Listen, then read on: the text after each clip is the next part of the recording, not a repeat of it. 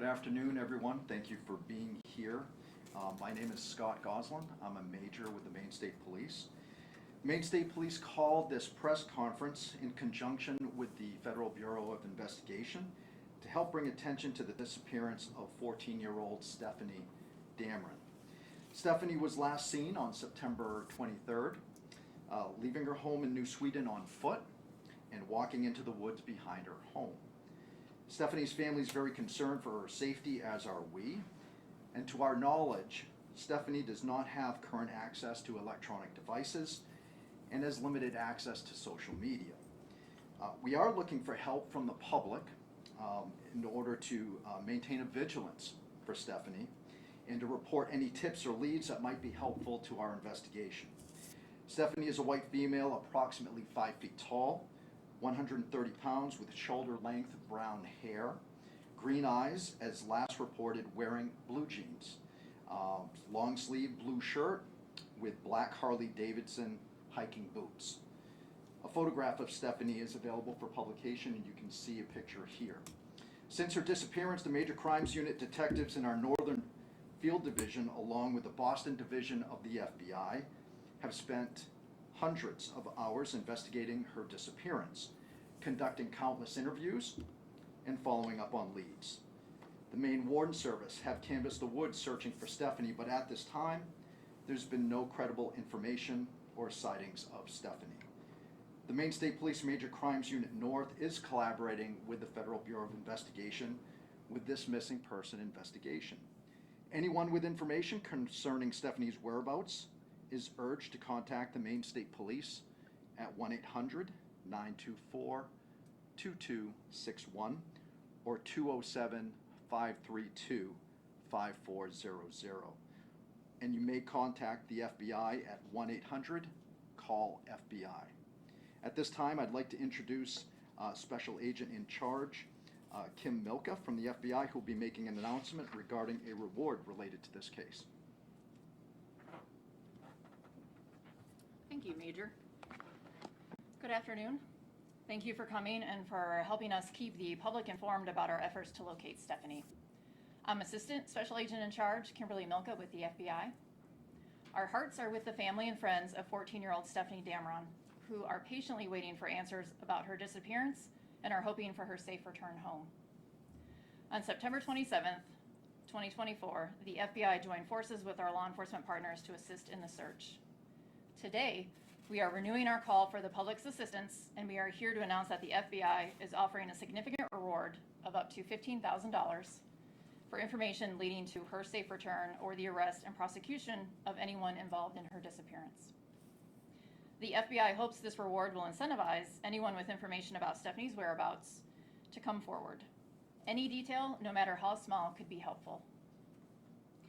Stefanie's family desperately wants to know where she is, and we are fully committed to helping our law enforcement partners exhaust every investigative resource to find her and bring her home.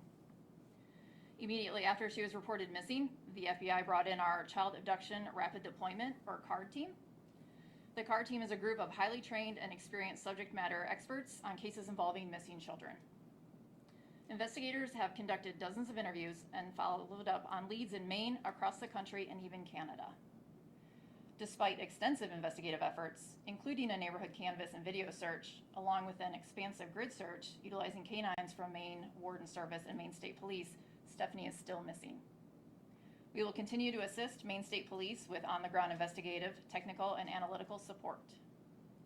We know many of you want to help, which is why we are asking the public to review Stefanie's missing person poster and share it on social media. Rest assured, we are working to find out what happened to Stefanie and reunite her with her family.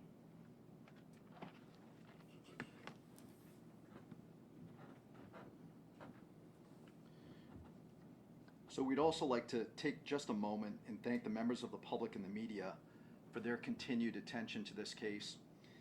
Your efforts in keeping Stefanie's disappearance in the forefront of the community are invaluable, and we do appreciate your support as we remain focused on bringing her home safely.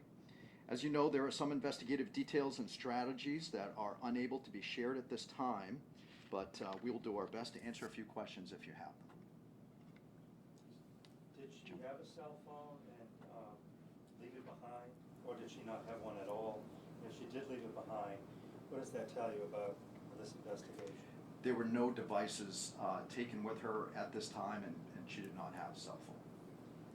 Had she run away before, and what is your hope that maybe that she's run away again this time? Did somebody say? So this behavior has not been uncommon for Stefanie, which is why I think the family waited a little bit of time, gave her a little bit of time before calling the police immediately. And so, but in this case, for obvious reasons, since she hasn't turned up, we slowly ratcheted up all the investigative resources that are present, in that area today for this reason.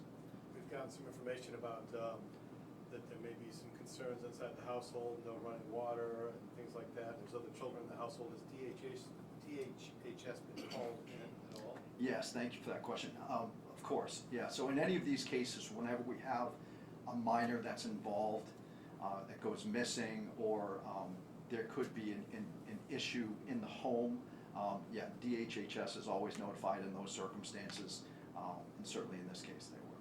One of the flyers I saw said ties to West Virginia, Texas, and New Hampshire. Is that accurate? And if so, are those friends or other family members?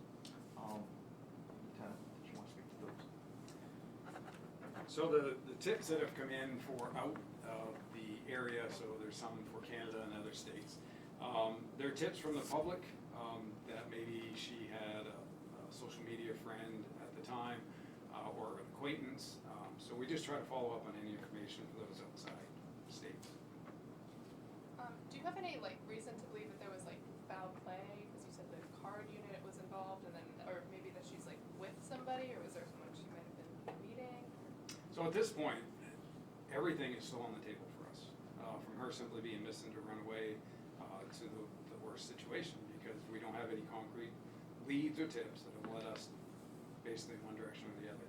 So we don't want to leave anything on the table and not take something serious. So, but at this point, there's nothing that leads us in one specific direction. Was it verified that she went into the woods? I mean, did the dogs, or was there any sort of hit? Other than the information that that's where she was headed is the woods, and that is also past behavior as well. So you haven't uncovered any evidence about her possible whereabouts? We have. I know you guys waited a little bit to do that ground search, to do that extensive ground search, with members of the community. Do you guys think maybe you waited too late to do that in order for the dogs to get a scent, or what's the thought process on that? So the ground search with the Warden Service was only a few days after the fact. Typically in a missing person investigation, you start with the investigative leads, and then you call in the resources that you need. So it's a matter of following up. So no, I don't believe it's too late. And the wardens they'll do a grid search as well as, so it's more than just dogs, it's also humans as well. What about anything that has led to trafficking, sex trafficking? I mean, we're talking the northern part of Maine, which people think it doesn't happen there, but in your experience, has there been anything that could be connected to this? Again, all possibilities of what happened to Stefanie are still on the table. We don't have any specific information that that's what's happened, but we are trying to look into any tips that would lead us in that direction if we receive them. And because it's so far up north, I know you said you were searching Canada as well. If she was in Canada, how would that process move forward, looking for her? We would partner with the RCMP or the FBI also has resources that we can partner with other law enforcement to follow up on any information. And the FBI doesn't typically get involved with, say, a typical run-and-away case. So people might be asking, why are you here? Is it because the family is concerned, because it's been 2 months? Well, I think in any missing persons case, especially so close to the border like this, you're going to want to involve the FBI, especially in any missing persons case where we haven't taken anything off the table, nothing has been ruled out or eliminated. Crossing state lines is certainly in one of those possibilities, and of course that's outside our jurisdiction, so that's where we would really look for help from the FBI. Are there concerns she could still be in the woods, but in more danger with the falling temperatures and the snow this week? Of course, course, there's always that concern. I think our hope at the beginning of hunting season is that, you know, a hunter might come across something that would lead us in one direction or the other. That has not happened. There is still a little bit of hunting time left up in that area, so I would, you know, highly encourage those hunters that are up there to be extra vigilant. Although this was like common behavior with Stephanie, was there anything that, you know, maybe the family indicated was different about maybe conversations or anything, like moments leading up to her leaving? Yeah, we're really not gonna get into those investigative details about, you know, what was happening in her life in that day or two prior to, but at this point, again, everything is still on the table. Can you tell me if DHHS intervened at all, or anything that they may have done, if the children's still in the home, the other children? No, I'm sorry, I can't speak to what DHHS is doing or they're involved. Well, you said she had a history of running away. I mean, how many times has she tried to run away? I can't speak to that but for saying it was not uncommon. This was not uncommon behavior for Stephanie. Was there a history of maybe mental health concerns or anything along those lines? I don't believe there was at this point. I don't believe that there was any history of mental health concerns whatsoever. But again, certainly, you know, we proceed with all of these cases as if, you know, anybody is under mental duress or anything like that. So if there was an issue, we certainly, you know, wouldn't do anything differently at this point. Okay. Did she have a We'll passport? let one more question. Ed. Did she have a passport? I don't know. I guess I can't speak to that. I don't believe she did. No. And did she leave a note at all? No. Okay, thank you guys. Thank you. you.